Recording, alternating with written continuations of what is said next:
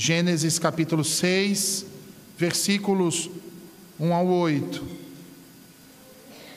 Como se foram multiplicando os homens na terra, e lhe nasceram filhas, vendo os filhos de Deus que as filhas dos homens eram formosas, tomaram para si mulheres, as que entre todas mais lhes agradaram.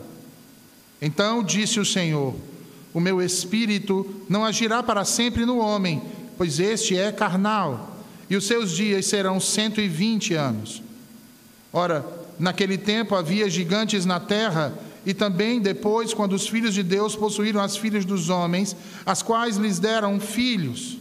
Estes foram valentes, varões de renome na antiguidade. Viu o Senhor que a maldade do homem se havia multiplicado na terra, e que era continuamente mau todo o desígnio do seu coração. Então se arrependeu o Senhor de ter feito o homem na terra, e isso lhe pesou no coração. Disse o Senhor: farei desaparecer da face da terra o homem que criei, o homem e o animal, os répteis e as aves dos céus, porque me arrependo de os haver feito. Porém Noé achou graça diante do Senhor. Amém. Vamos orar, meus irmãos. Senhor Deus, na manhã de teu santo dia, teu povo reunido, Senhor, em ajuntamento solene, após ler a tua palavra, agora anseia por tuas palavras, Senhor, aos seus corações. Vem, Senhor Deus, e fala conosco. Fala por meio da pregação dessa manhã aquilo que tu tens para nos ensinar, Senhor, de acordo com a tua palavra que foi lida. Que o teu Santo Espírito nos ilumine e nos dê a devida compreensão de toda a tua verdade, Senhor. E que sejam afastados de nós todos os empecilhos e tudo aquilo, Senhor, que procura roubar e reter a nossa atenção, distanciando a cada um de nós dos teus propósitos. Desfaz, Senhor, o enfado, desfaz, Senhor, a falta de atenção, e nos mantém, Senhor, em uníssono, a ouvirmos a tua voz e a dizermos amém às tuas verdades, juntos, para o louvor da tua glória, em nome de Jesus. Amém. Meus irmãos, eu quero começar o sermão de hoje com 3 perguntas. Vocês sabem qual é o tipo de substância que exala o pior odor do mundo? Um estudo científico apontou que seria a carne, sendo a carne humana a pior dentre todas elas. Mas como assim a carne humana? Talvez você esteja a questionar, e de fato, isso parece ser bastante curioso, pois se você passar a cheirar os seus braços agora, você vai ver que eles não estão exalando nenhum odor, muito pelo contrário. Alguns devem estar exalando um cheiro bastante aprazível de algum perfume ou do sabonete que você tomou banho antes de vir para o culto. A pergunta, então, neste caso, passa a ser outra. Por que é a carne e por que, então, a nossa carne não está fedendo? A resposta é bem simples. A nossa carne não está fedendo porque nós estamos vivos. Em nossa carne há vida. Há sangue sendo bombeado pelo nosso coração, fluindo entre as nossas veias, irrigando cada uma das partes dos nossos corpos, dos nossos órgãos. E quando isso não acontece, nós morremos. E ao morrermos, rapidamente começamos então a exalar o odor que os cientistas detectaram como sendo o pior que há no mundo. Essa resposta nos leva então à terceira pergunta: como preservar minha carne com vida? E eu vou sintetizar aqui a resposta, irmãos, preservando aquilo que a conserva.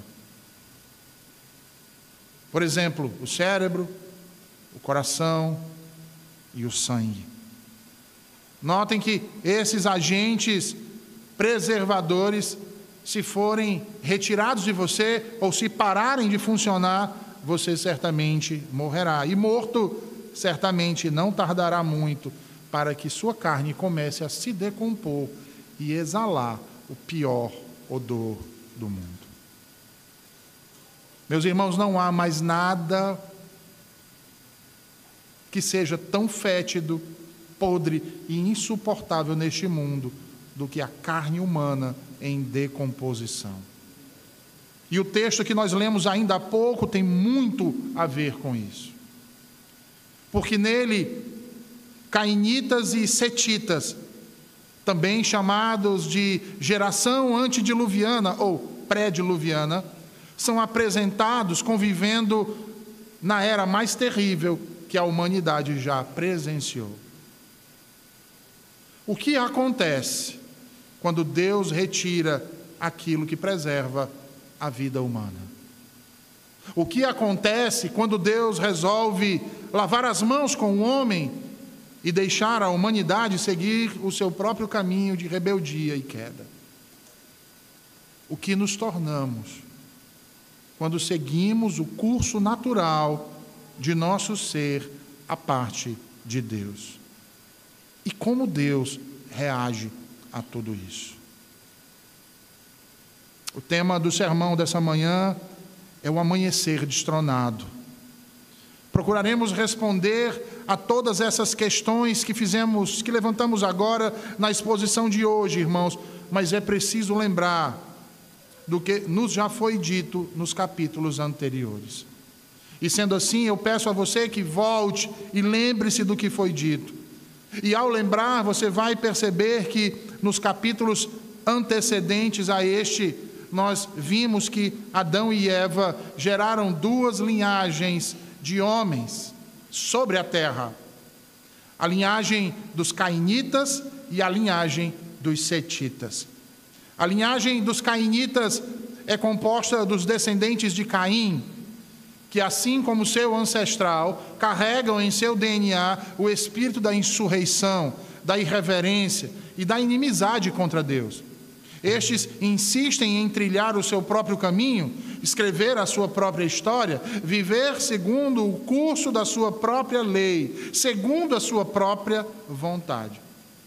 Caim e sua descendência se estabelecem na terra de Nod e ali edificam cidades para si e desenvolvem uma cultura que é marcada pela poligamia, pela violência e pela crueldade.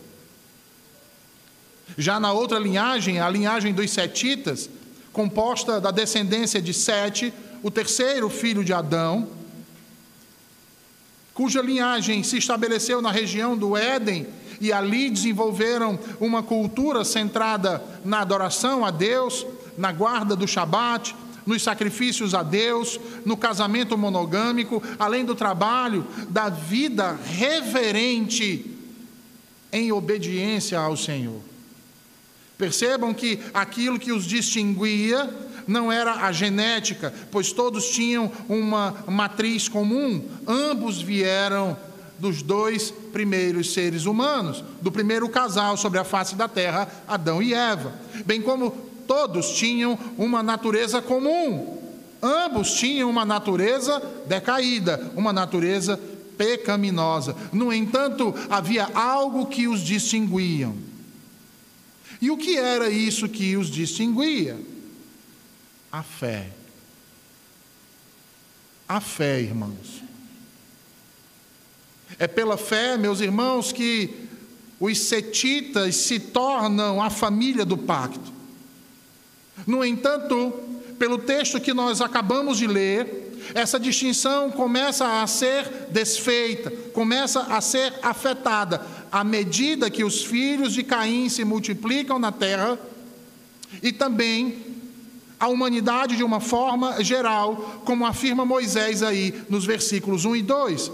Volte para a Escritura e veja novamente o que diz Moisés nos versículos 1 e 2. Ele diz: como se foram multiplicando os homens na terra, e lhe nasceram filhas, vendo os filhos de Deus que as filhas dos homens eram formosas, tomaram para si mulheres, as que entre todas mais lhes agradaram.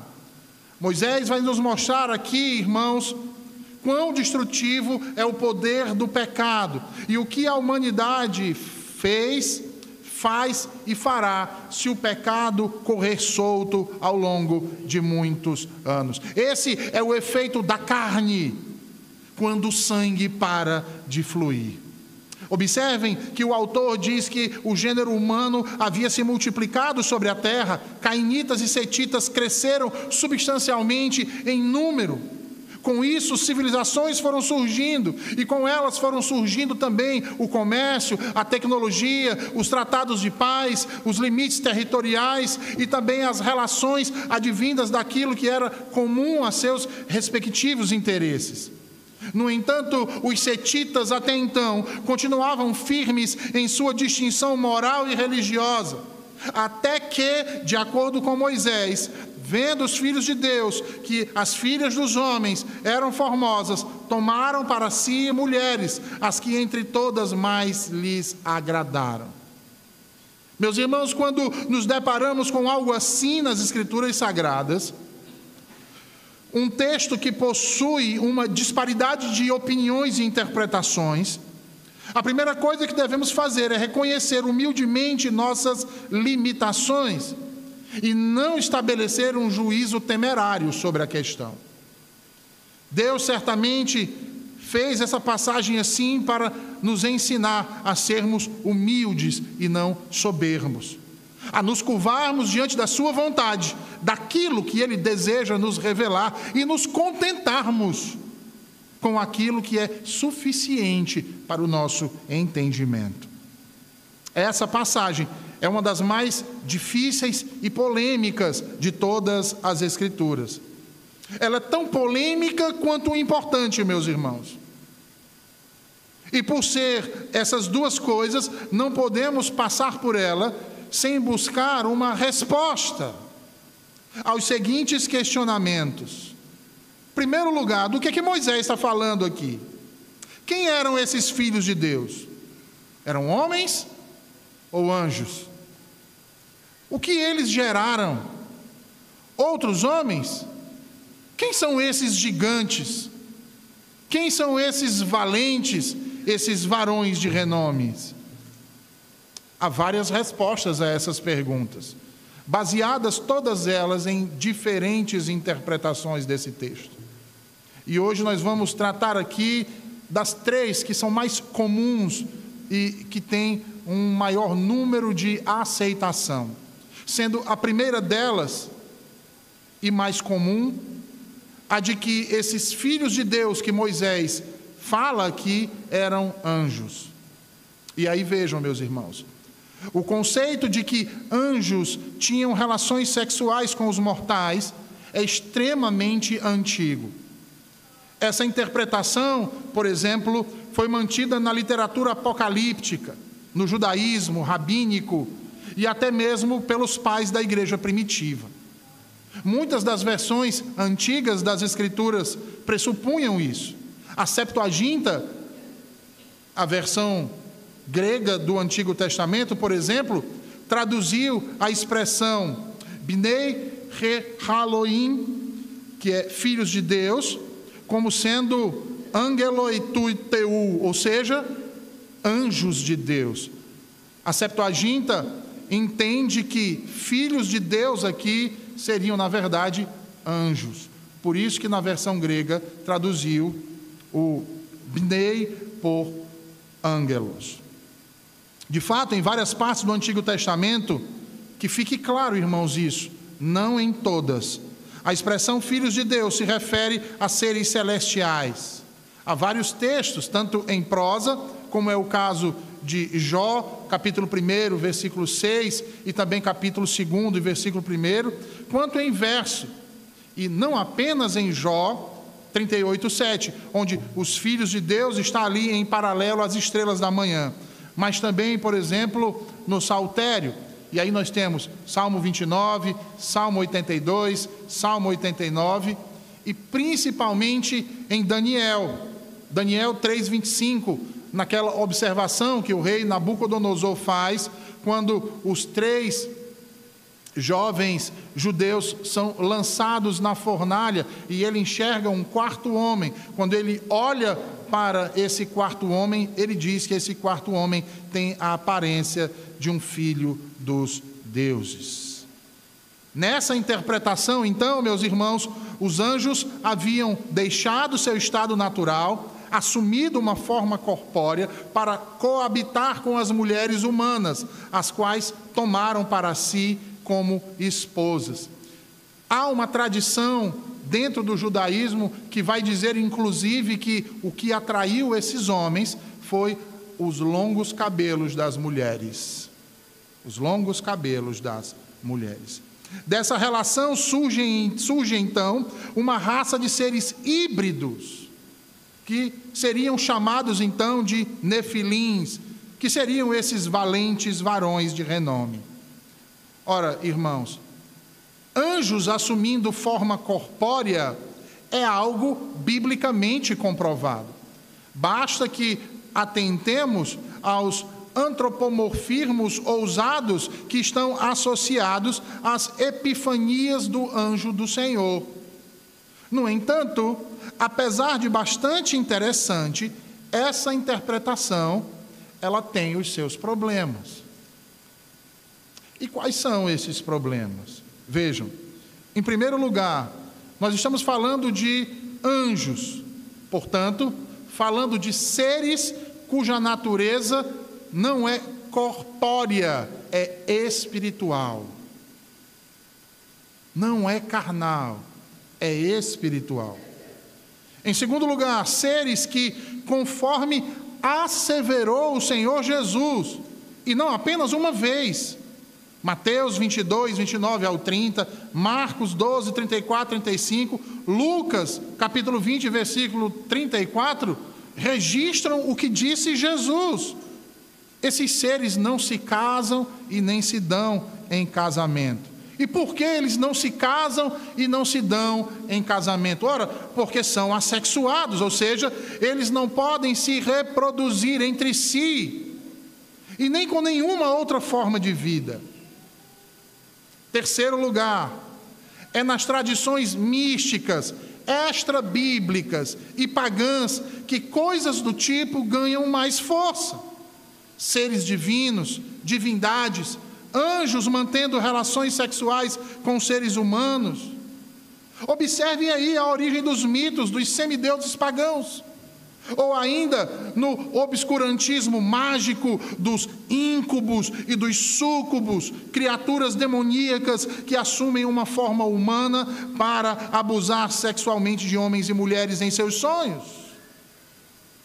Quarto lugar, essa interpretação, meus irmãos, está fora do contexto.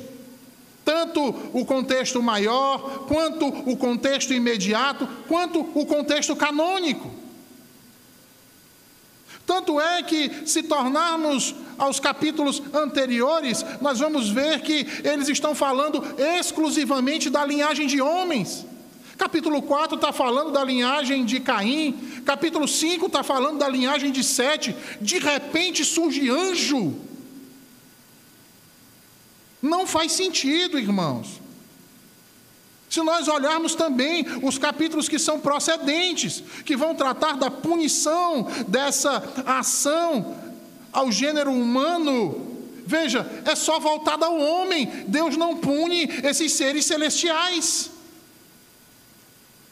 Logo, desde o capítulo 3 até agora, o autor tem narrado o desenvolvimento de duas linhagens humanas. Uma é a linhagem dos filhos de Deus, a linhagem santa que ficou com a promessa, os descendentes de Sete, aquele que Deus deu em lugar de Abel. A outra é a linhagem de Caim, que matou seu irmão, que foi expulso por Deus do Éden e formou sua própria civilização. Todo o contexto narra a história dessas duas descendências, dessas duas linhagens humanas.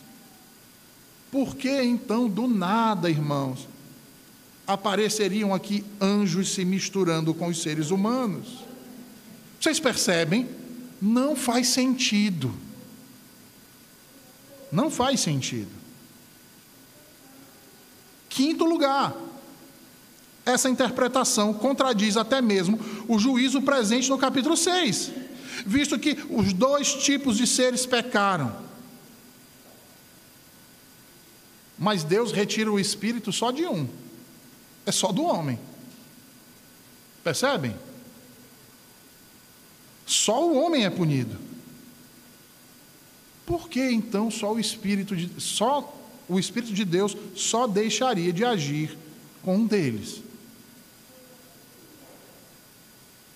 É por isso que João Calvino, ao comentar esse texto, ele vai dizer que essa antiga interpretação não passa de ficção, fruto do delírio de homens eruditos fascinados pelo absurdo. Traduzindo para a nossa linguagem de hoje, esses caras estavam sem fazer nada, e aí começaram a pensar um monte de bobagem. É isso que Calvino está dizendo. Vamos então à segunda interpretação. A segunda interpretação vê a expressão filhos de Deus como uma referência a governantes de uma dinastia antiga. Vejam, irmãos, nessa interpretação, os filhos de Deus eram nobres, aristocratas e príncipes que casaram com mulheres abaixo de sua posição social e tomaram outras mulheres em grande número para compor aquilo que ficou conhecido posteriormente como haréns. Haréns. Pastor, isso tem base bíblica? Sim, tem base bíblica. Era costume, por exemplo, dos faraós tomarem para si a mulher que bem quisessem. Ou vocês se esqueceram do que aconteceu com Sara, mulher de Abraão, quando estes passaram pelo Egito? Assim também como era costume dos reis e príncipes tomarem as mulheres que eles quisessem. É só lembrar do que aconteceu com Diná, filha de Jacó, quando o príncipe Siquém abusa dela, naquele episódio que o pai vai procurar então Jacó, pedir a mão de sua filha, para que os dois se casem, e aí os irmãos dela tramam um plano e diz que toda a cidade, todos os homens têm que ser circuncidados, e quando eles se circuncidam, estão passando por aquele período de febre e tal, eles invadem a cidade e matam. Lembram disso? Então, nessa visão, esses nobres aristocratas e príncipes eram responsáveis aí pela administração da justiça, porém, perverteram-na, reivindicando para si uma divindade. E nós vamos ver isso acontecer com os reis antigos. Eles vão se auto-intitular divinos. E de fato, meus irmãos, no Antigo Testamento, há textos onde aqueles que administram a justiça são tratados como Elohim. Elohim é um dos termos hebraicos utilizado para Deus. Abram suas Bíblias aí em Êxodo 21:6. Êxodo 21:6.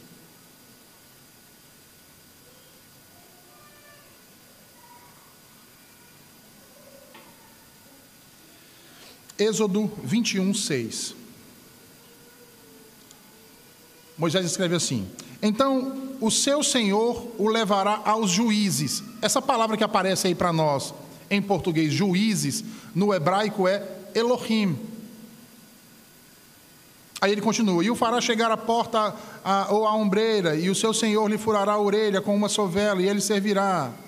Agora vamos lá para o capítulo 22 de Êxodo ainda, capítulo 22, lá para o versículo 8.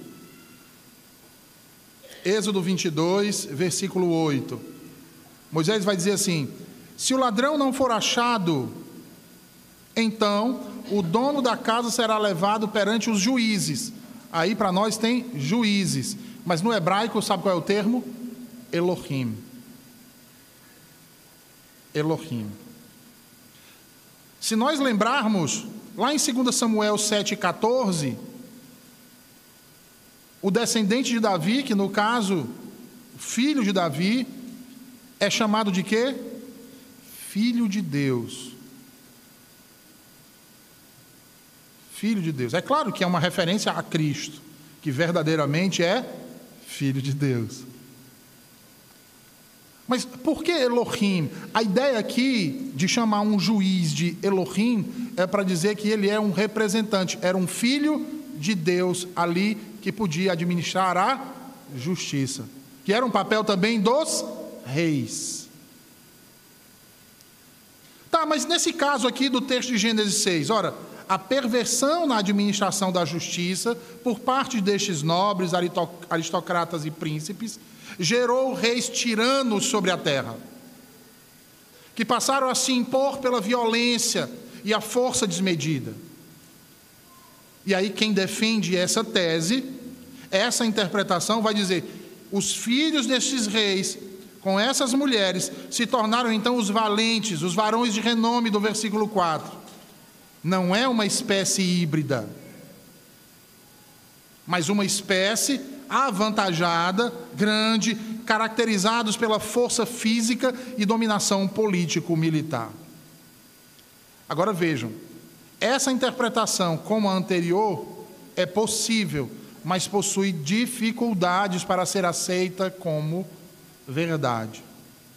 A primeira é que dar a entender é diferente de estabelecer.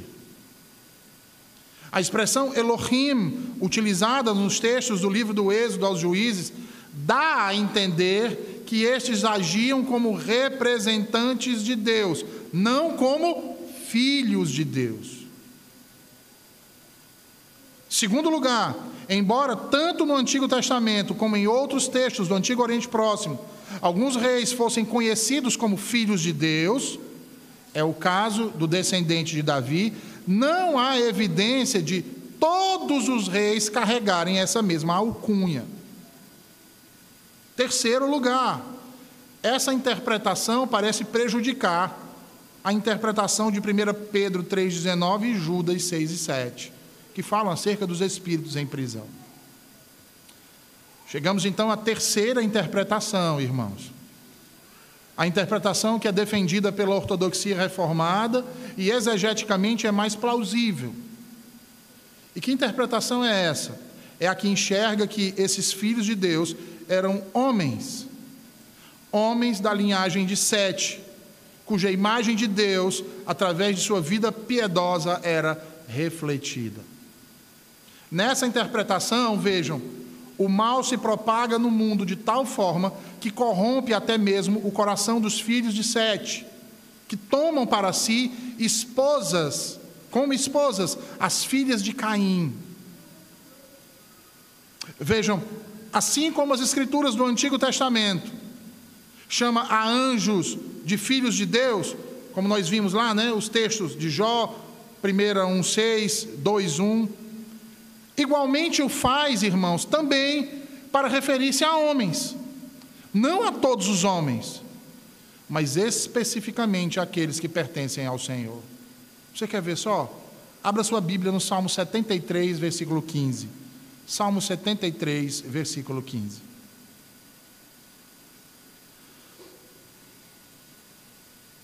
Salmo 73, versículo 15. Vejam aí o que diz o salmista.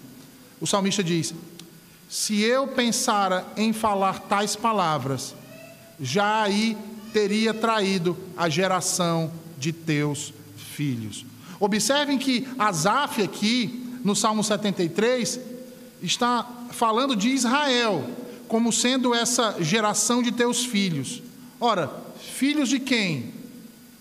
Filhos de Deus. Israel era composta por anjos ou homens? Agora veja também o que diz o próprio Moisés em Deuteronômio 32:5. Deuteronômio 32:5. Deuteronômio 32:5.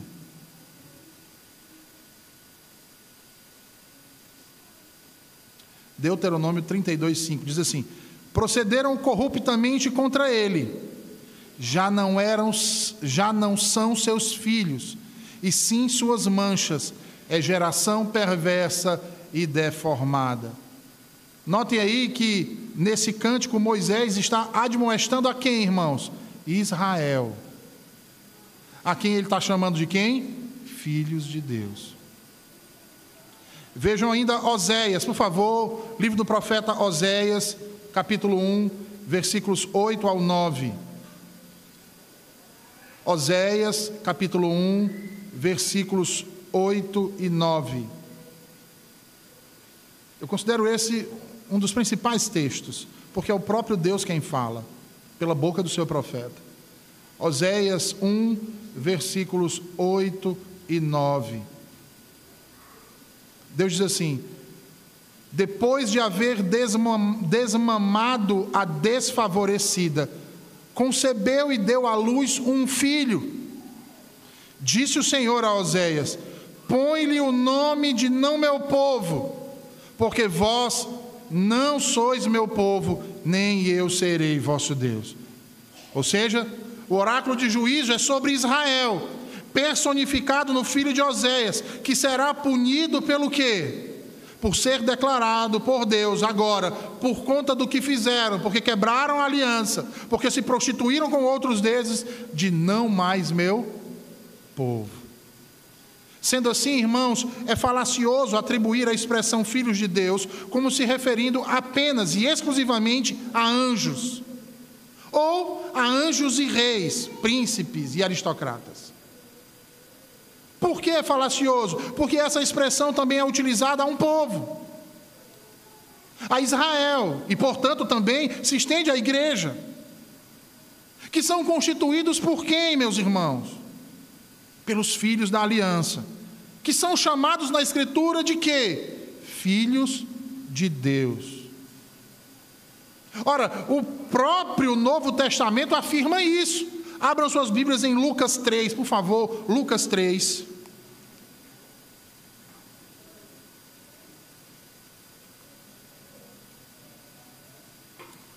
Lucas 3. Vejam aí os versículos 37 e 38. Tem a genealogia de Jesus. Mas vejam aí como é que Lucas conclui essa genealogia nos versículos finais, 37 e 38. Ele está trazendo a genealogia lá do capítulo 5 de Gênesis para cá. Ele diz: Lameque, filho de Metusalém, Metusalém, filho de Enoque, Enoque, filho de Jared, este filho de Maalalel, filho de Cainã, Cainã, filho de Enos, Enos, filho de Sete, e este filho de Adão, que era o que, irmãos? Filho de Deus. Como é que a linhagem setita era conhecida? Como filhos de Deus. Filhos de Deus. Mas sabe o que é mais interessante? Evangelho de João, capítulo 1, versículo 12. Evangelho de João, capítulo 1, versículo 12.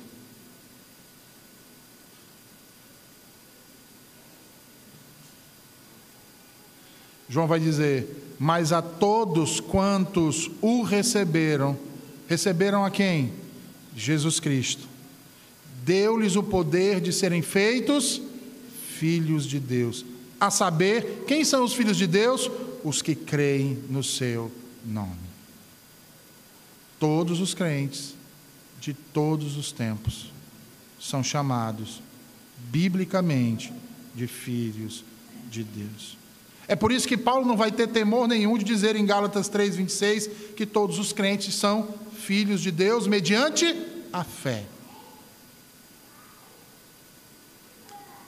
A fé. Portanto, considerando assim então o contexto imediato aqui do capítulo 6, o contexto anterior, portanto maior, e o canônico que abrange toda a Escritura, essa interpretação é a que melhor se adequa. Logo, o que Moisés está dizendo aqui no capítulo 6 é que a descendência da mulher, a linhagem santa de Sete, contaminou-se com a descendência da serpente, a linhagem ímpia de Caim. Como eles fizeram isso? Casando-se com as filhas de Caim. Vejam o que diz o texto. Gênesis 6. vendo os filhos de Deus que as filhas dos homens eram formosas, tomaram para si as que entre todas mais lhe agradaram. Notem que a semelhança do que acontece aqui com os filhos de Sete, aconteceu no jardim com Eva, a mulher de Adão. Nós temos aqui o mesmo modus operandi descrito pelo uso dos verbos ver, o desejar, que está subentendido aqui, tomar por parte dos setitas.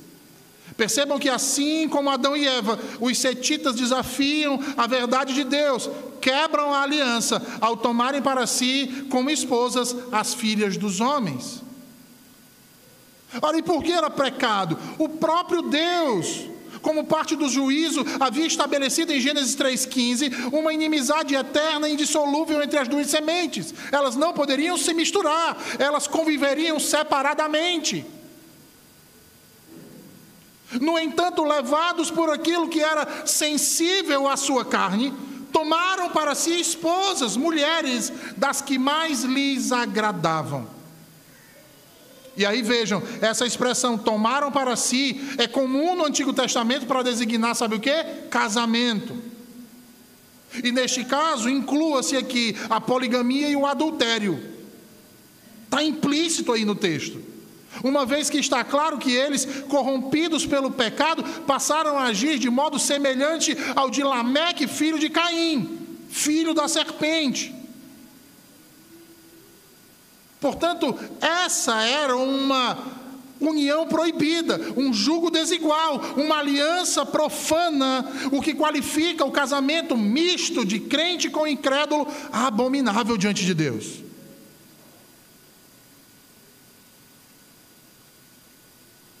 Pastor, o senhor está pegando pesado. Casamento misto é abominável. Por que você acha que o dilúvio veio?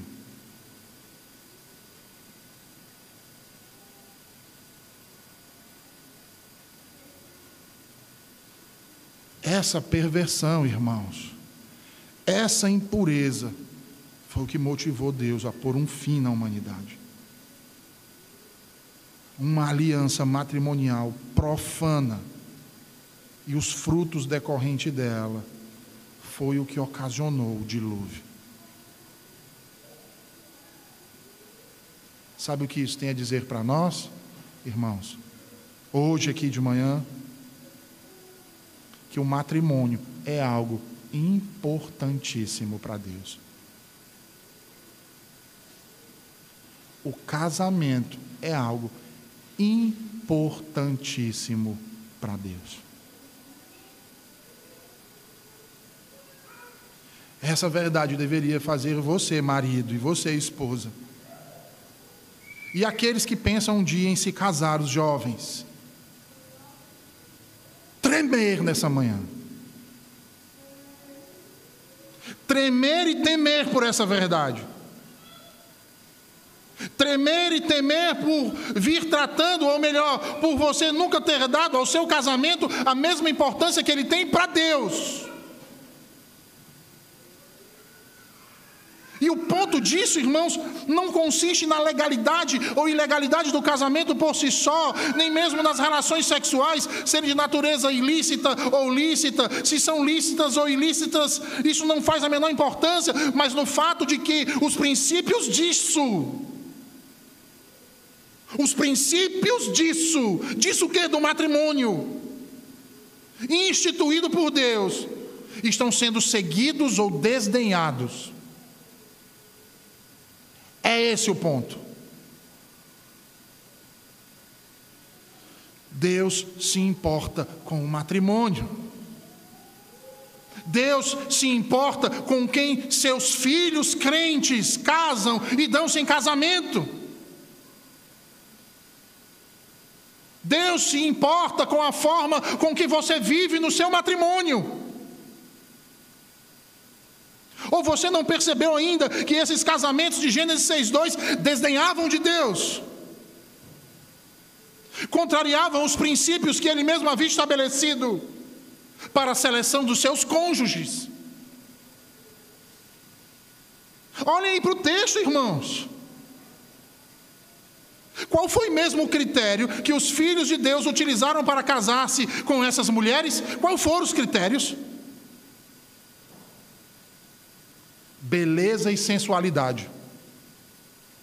Beleza e sensualidade. Eles olharam para as mulheres do seu arraial e disseram assim: são tão sem sal, sem graça. Eu prefiro aquelas das festas que tem maquiadas, que dançam, que é uma maravilha.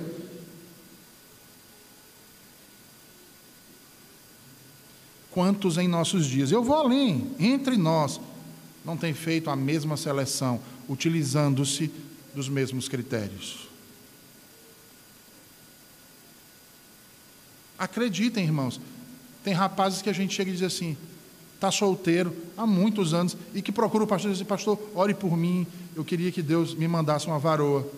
Aí o pastor diz e olha, e conhece alguém e diz: meu irmão, você conhece a fulano de tal? Ah, não, é muito sem graça.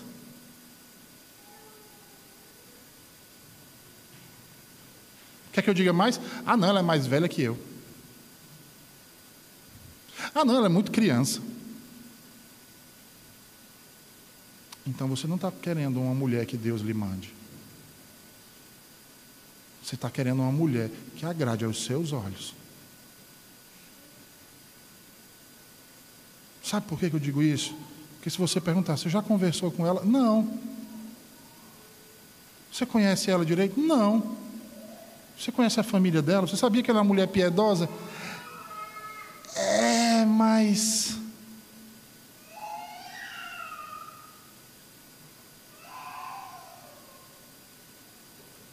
o matrimônio não deve ser tomado por nós, meus irmãos, com o fim de agradar os impulsos mundanos de nossa carne.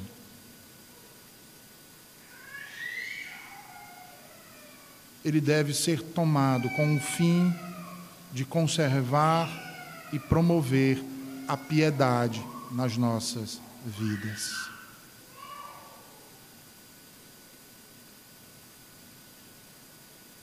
Por isso é importante estabelecermos marcos demarcatórios em nosso coração, cujos limites não podem ultrapassar os do arraial de Deus, os do povo santo e eleito de Jesus Cristo. Essas cercas demarcatórias, as bases são o temor, o amor e a obediência a Deus. E isso deve nos distanciar do mundo, das escolhas pelo mundo, e nos garantir na unidade da fé, no vínculo da paz e na garantia da educação piedosa em nossa casa. Pastor, educação piedosa na casa, o que tem a ver com matrimônio? Eu lhes digo, tudo. Porque na Escritura, irmãos, o casamento não preconiza apenas a multiplicação da humanidade de forma legítima diante de Deus. Preconiza também, e eu vou dizer, principalmente, o aumento da linhagem santa, do povo de Deus, da igreja, da linhagem dos santos, dos filhos da aliança. Se você se casa com uma ímpia, ou você se casa com um ímpio, como vai ficar seus filhos?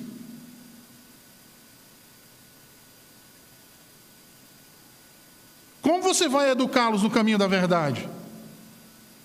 Ah, pastor, dá para educar. Eu não estou dizendo que é impossível. Para que existe a graça? Mas vai ser muito difícil. Porque ele vai ter dois exemplos para seguir dentro de casa. Um de trevas e um de luz. E ele, sendo pecador, não regenerado, adivinha qual ele vai simpatizar?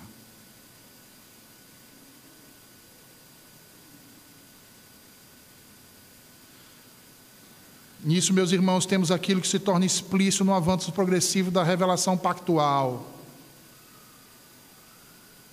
A realidade de regra de vida que os piedosos podem casar-se apenas no Senhor.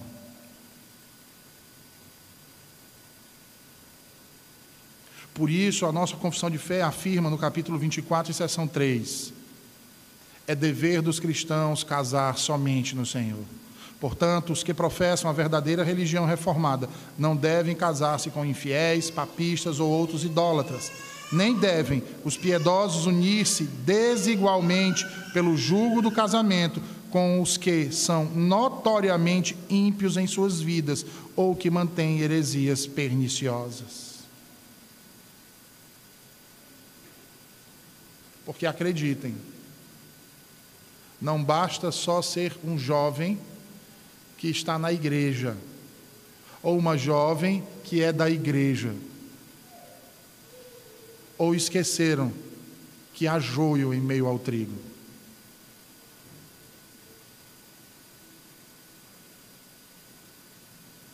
Ah, pastor, o que é isso? Esse tipo de interpretação é coisa da Idade Média. Eu não consigo aceitar que o mundo foi destruído porque crente se casou com descrente. Nem posso achar isso uma abominação, um pecado. Ora, pastor, pecado é matar, roubar, mentir. Até porque, pastor, há casamentos missionários. Já ouviram essa de casamentos missionários? Eu só não sei quem é missionário de quem, né? Se é do diabo ou se é de Cristo. A maioria é do diabo.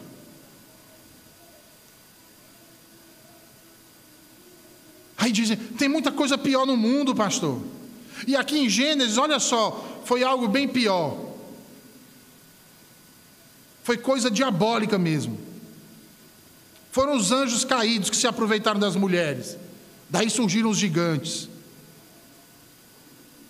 Sabe o que é isso, irmãos? Fuga. Fuga da realidade. Muitas vezes nós nos enganamos e mentimos para nós mesmos, correndo atrás desse tipo de ideia mais sobrenatural. Sabe por quê? Porque lá no fundo nós achamos que não somos capazes de fazer tanto mal assim.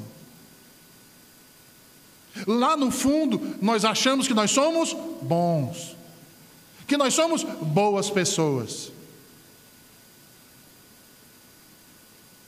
E aí nós pensamos que pecado é pecado somente quando algo horrível acontece. E quando acontece, nós ainda dizemos que isso é a orquestração do diabo ou dos demônios. E esse é o nosso problema.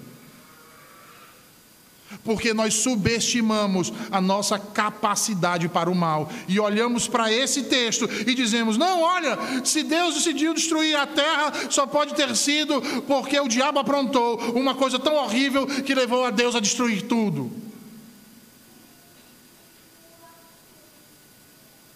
É difícil para o homem admitir que algo tão maligno tenha feito isso. E que algo tão maligno tenha sido praticado por nós mesmos, homens e mulheres. Que nós somos capazes, que nós temos os corações, a semente que faz brotar todo tipo de erva daninha que aparece nesse mundo. Todo tipo de maldade pode surgir de um coração caído, irmãos, não duvidem disso. Você quer a prova disso? Família Peterson. Para os seus amigos e familiares, um exemplo de casal. Na véspera do Natal do ano de 2002, um jovem chamado Scott Peterson mata brutalmente sua esposa, Leslie Peterson, grávida de 8 meses.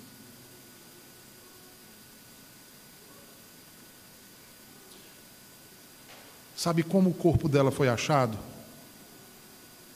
Não foi em casa. Foi encontrado boiando na Baía de São Francisco, na Califórnia. Sabe como? Sem a cabeça, sem os braços e sem as pernas, com a criança enforcada e amarrada com as vísceras da mãe no próprio corpo da mãe, ou no que sobrou.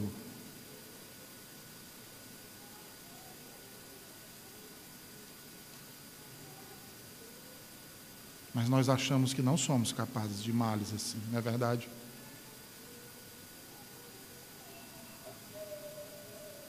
Ou já esquecemos,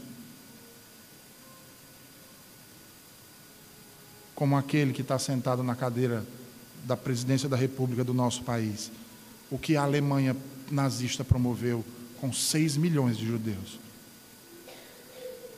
Vocês já viram as fotos? Ou vídeos, eu não estou falando de filme. Estou falando de foto, do que de fato aconteceu.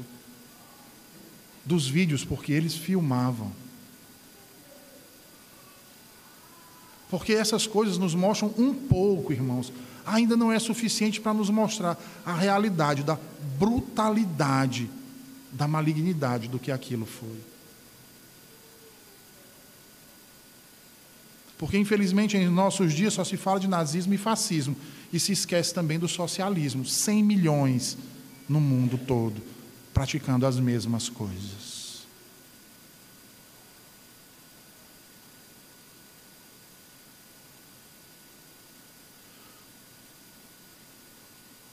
Sabe o que isso significa? Vocês lembram da ilustração do início da carne? Lembram? Quando a humanidade é largada, ela começa a apodrecer. Nós temos a terrível mania de cometer alguns pecados, irmãos, e achar que é normal. Há quem tenha uma lista e chame de pecados controláveis. Por exemplo, contar mentirinhas, engraçadinhas, e ninguém sai prejudicado com isso. Se irá facilmente no trânsito e xingar o outro motorista, fazer coisas torpes por debaixo do pano, que assim ninguém vê, e você sabe o limite até onde pode ir, não é mesmo?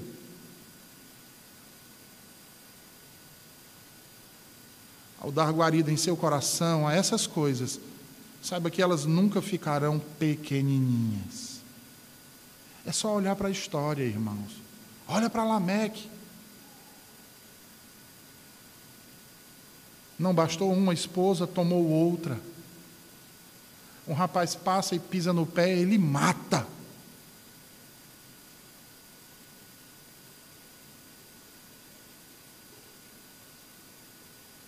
Bastou Lameque tomar 2 esposas, para que algumas gerações depois construíssem haréns. Vou pegar quantas mulheres eu quiser. Isso foi antes do dilúvio, mas parece a linguagem dos nossos dias, não é mesmo? Inclusive dentro da igreja. Inclusive dentro da igreja. E que muitas vezes o conselho é recriminado por dar o devido tratamento ao tipo de pecado brutal.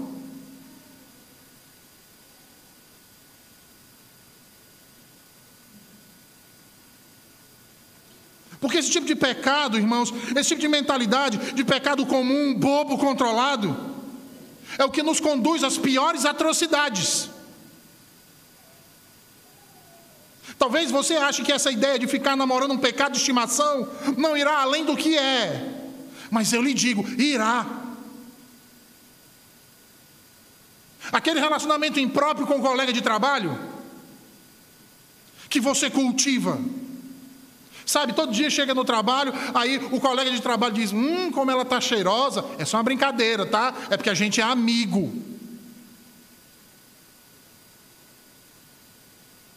Ou a colega de trabalho, talvez, entra no elevador com você e diz, nossa, que homem cheiroso. Ah, se ele não fosse casado. E você sorri gentilmente. e sai todo cheio de pernas. E no dia que ela não lhe elogia, você acha ruim. Pergunta: está tudo bem? O que houve?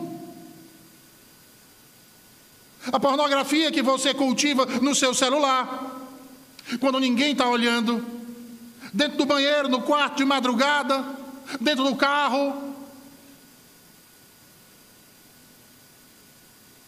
Não, mas eu só estou assistindo.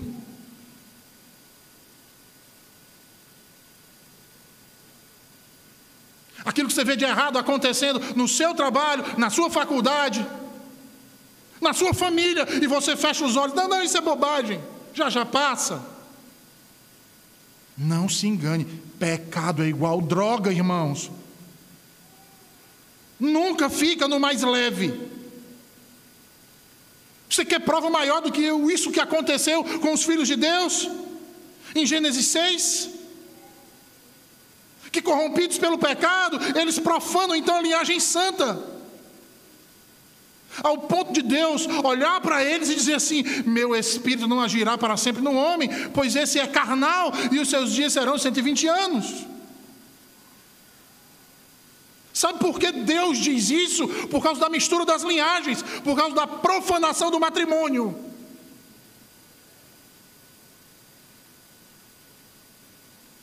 Leva Deus a reduzir a ação do seu espírito para 120 anos. E notem que essa é a segunda vez que Moisés menciona o Espírito de Deus na narrativa aqui. Vocês lembram quando foi a primeira? Lá no início, quando ele diz que o Espírito de Deus pairava sobre as águas ou sobre a face do abismo, lembram? O Espírito aqui é citado como aquele que age no coração dos homens, no caos do coração corrupto da humanidade. Aí você pergunta: mas como assim ele age no coração do homem? Sabe como ele agia no coração do homem daquela época? Como ele continua a agir no nosso hoje? Por meio da pregação dos setitas, por meio da pregação dos filhos de Deus, de Enos, de Enoque e Noé. Através da pregação da palavra de Deus e da verdadeira adoração, o pecado e o avanço do mal vinham sendo refreados. Como os efeitos dos órgãos conservantes no nosso corpo. Lembram lá da analogia da carne? Percebem agora como aquela analogia tem tudo a ver com a exposição da manhã? Por isso, quando Deus diz: o meu espírito não agirá, cujo verbo pode ser entendido aqui também como não contenderá, não combaterá, ele está dizendo que não chamará mais pecadores ao arrependimento. Ele está dizendo que não mais revelará salvificamente a si. Ele está dizendo que não mais manifestará a sua graça e misericórdia. Antes os entregará para agirem como animais, satisfazendo instintivamente os desejos de sua carne da forma que acharem convenientes. Talvez agora você entenda o que Paulo quis dizer lá em Romanos, quando ele diz: Deus os entregou a paixões infames. Assim eles se voltam exclusivamente a viver pela satisfação dos desejos do corpo, esquecendo-se completamente de Deus. Tornam-se então irremediavelmente carnais, perversos, rebeldes, desobedientes e arrogantes. No entanto, o Senhor ainda demonstra misericórdia. Sabe como ele demonstra misericórdia? Ele dá um prazo. Ele diz: o meu espírito não agirá mais para com o homem, agirá somente durante um período de 120 anos. Se você pensava que os 120 anos aqui era a idade dos homens, você está errado, está interpretando errado.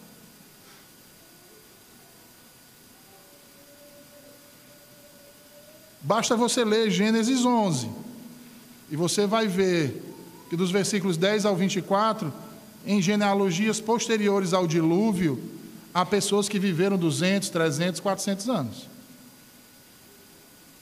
Então não pode ser a idade do homem. Logo, Gênesis 6,3 não está dizendo que a partir de agora o homem viveria 120 anos. Os 120 anos correspondem a um prazo que Deus dá à humanidade após a constatação daquela mistura de linhagens, como se fosse um ultimato: vocês têm mais 120 anos. Para nós isso parece ser um longo prazo, não é? Mas para quem vivia naquela época 900, o que são 120 anos?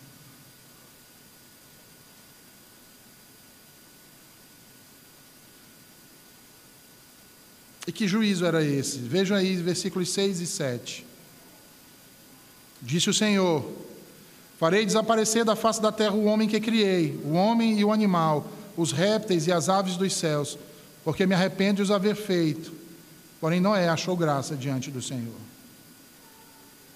Se na criação Deus avalia o que foi criado por Ele e dá um veredito dizendo que tudo que havia sido criado era muito bom, agora Deus refaz o exame mais uma vez e percebe que tudo o que havia feito e que era muito bom, agora havia sido corrompido pelo pecado. A ordem estabelecida havia se tornado desordem generalizada. A humanidade caída exibia toda a potência do mal e da depravação que era possível em seus corações. Olhe novamente aí o versículo 5. A maldade do homem havia se multiplicado sobre a terra e que era continuamente mal todo o seu desígnio. 3 palavras aqui são destacadas pelo autor: multiplicado, continuamente todo o desígnio. Em 1 Coríntios 3,19, Paulo diz: porque a sabedoria deste mundo é loucura diante de Deus. Porquanto está escrito, ele apanha os sábios na própria estultícia deles. Os sábios de nossos dias acham que para a humanidade evoluir e vencer o mal, é preciso se investir mais na educação, mais na tecnologia, mais na ciência, e isso é uma mentira.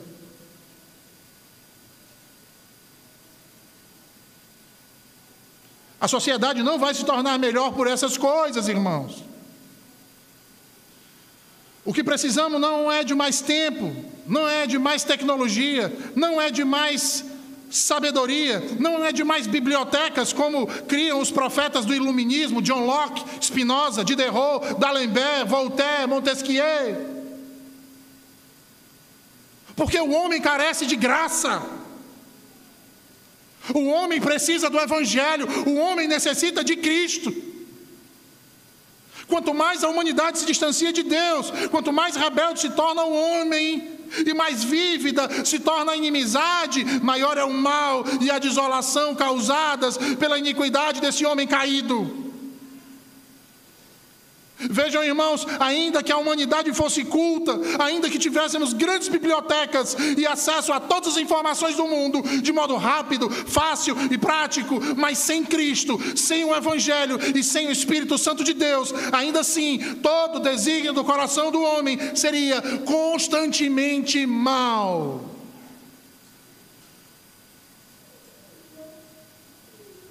Porque não há nada que venha do coração humano natural que não esteja tingido pelo pecado. Absolutamente nada. Até mesmo as boas ações são perversas em seu último fim. São perversas porque são egóicas em última instância. Visam a glória pessoal do indivíduo ou da humanidade, não de Deus. É só você parar e pensar um pouco, irmãos. Pare agora e pense um pouco na pergunta que eu vou lhe fazer. E responda a si mesmo, porque eu não preciso saber e Deus já sabe. O que você tem feito com o dinheiro que você recebe? Você o usa pensando na glória de Deus ou na sua autossatisfação? Ou quem sabe na sua autopromoção? Como você tem criado seus filhos? Você os tem criado para testemunhar do amor de Deus?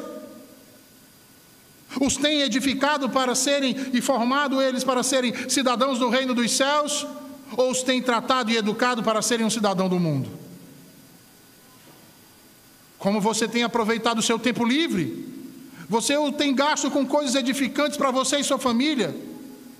Seus filhos e você podem render ações de graças ao Senhor por esses momentos de desfrute de sua liberdade? Como você tem se relacionado com as autoridades legítimas que Deus constituiu sobre você? A forma como você se relaciona com elas é a forma que você espera que aqueles que foram constituídos abaixo de você se relacionem com você mesmo?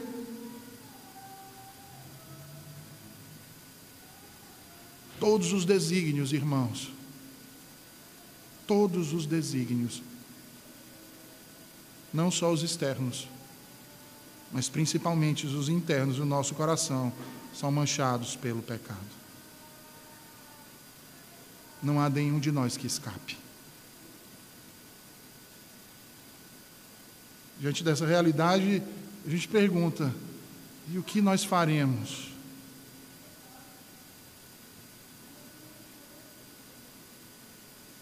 A grande, espetacular e maravilhosa verdade, meus queridos, é que Deus, em sua infinita bondade, graça e fidelidade, intervém nesse mal. Como Ele intervém? Cumprindo a promessa que havia feito, que da descendência da mulher surgiria aquele que esmagaria a cabeça da serpente, que restabeleceria todas as coisas, que poria um fim à inimizade, que tornaria as coisas à ordem. Sabem quem é esse? Jesus Cristo. Ele era o que havia de vir e veio, e virá novamente. É através dele, e tão somente pelos méritos dele, que fomos justificados diante de Deus. E recebemos o dom precioso da fé. E o Espírito Santo de Deus. De modo que podemos ser novamente chamados filhos de Deus. Portanto, não ignoremos, irmãos, as realidades que nos foram expostas nessa manhã. O perigo que é o pecado e a natureza que habita em nós. Que estejamos ávidos para louvar e glorificar o nosso Deus, obedecendo aquilo que Ele nos ordena, tomando o seu conselho como princípios fundamentais à nossa existência. Que nos casemos no Senhor e que mantenhamos as nossas relações de modo que glorifiquem ao nosso Deus, procurando nós maridos amar as nossas esposas como Cristo tem amado a sua igreja, e vocês, esposas, submetendo aos seus maridos como se submetem ao seu Senhor Jesus Cristo. E tudo isso para o louvor da glória de Deus. Vamos orar, meus irmãos. Senhor, nós te agradecemos por tua palavra nessa manhã.